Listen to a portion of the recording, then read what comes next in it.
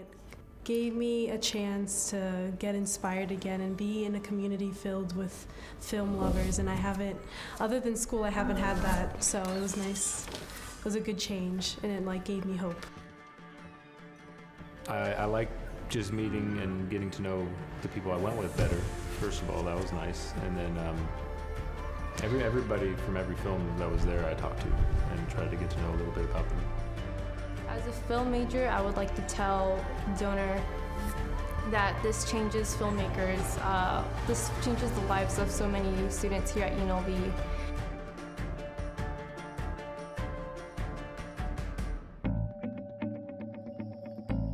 Sundance is one of those top festivals that people aspire to play at one day.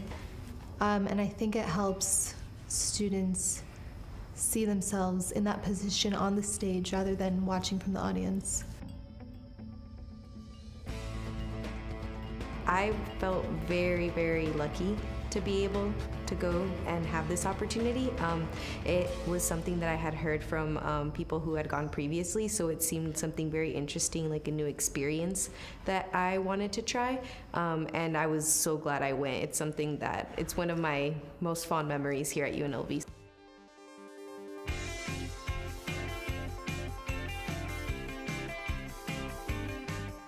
The VR Palace at Base Camp is where you have access to the entire New Frontier VR lineup. The virtual reality palace it's set up very nicely. In the VR Palace, festival goers enter a holding area that references a classic theater. Experience 15 of the best and brightest VR works at the VR Palace. 0 Days lets you become a computer virus that melts down a nuclear reactor. Travel with aliens in space and asteroids. The 40-minute Niyubi by Felix and Paul lets you become a toy robot from the 80s. Sean Gladwell's Orbital Vanitas surfs the inside of a human skull. And If Not Love, you walk in the shoes of a shooter during a mass killing. Chocolate gives you the sublime experience of spraying chrome kitties into a crowd of dancing admirers. You can even make your very own VR with Mind Show. And to make as many connections as you can while you're there, because you're on the bus a lot, traveling from place to place. So I just started talking to people on the bus, and I got to hear some interesting stories, and I got to make connections. I listened in on the Q&As. Those were really insightful, and you might even run into the director while you're walking on Main Street, which was nice. Make sure you dress warm because it's always going to be colder than you think, and enjoy the films for what they are because you never know what you're going to find. There was a film in particular, they were arguing, and they argued for 4 minutes straight, no cuts, and that was amazing to me. But it was scripted. It didn't seem scripted. It just seemed to flow like it was supposed to. We choose what we want to see, where we want to go, and we can tailor the experience to our taste and our needs.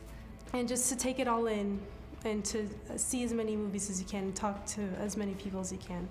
It makes me want to make movies. It makes me just want to dive in and just get started. And one of the advice from one of the filmmakers I saw film there just said, just make movies. Doesn't matter your budget, just do it and don't be afraid and take risks. And that's something that as filmmakers we need to do. Just do it instead of just all talk. Just go for it and don't be afraid to take risks. Take any tickets you can, because I saw some movies that were just something I would never have chosen to see, but they were great. Thanks, man. Thanks for coming out.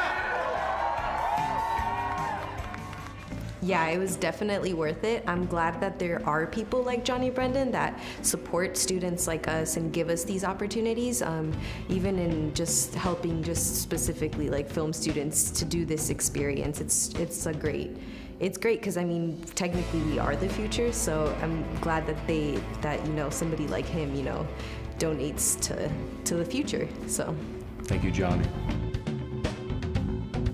Thank you, Johnny Brenden. Thank you, Johnny Brenden. Thank you, Johnny Brenden.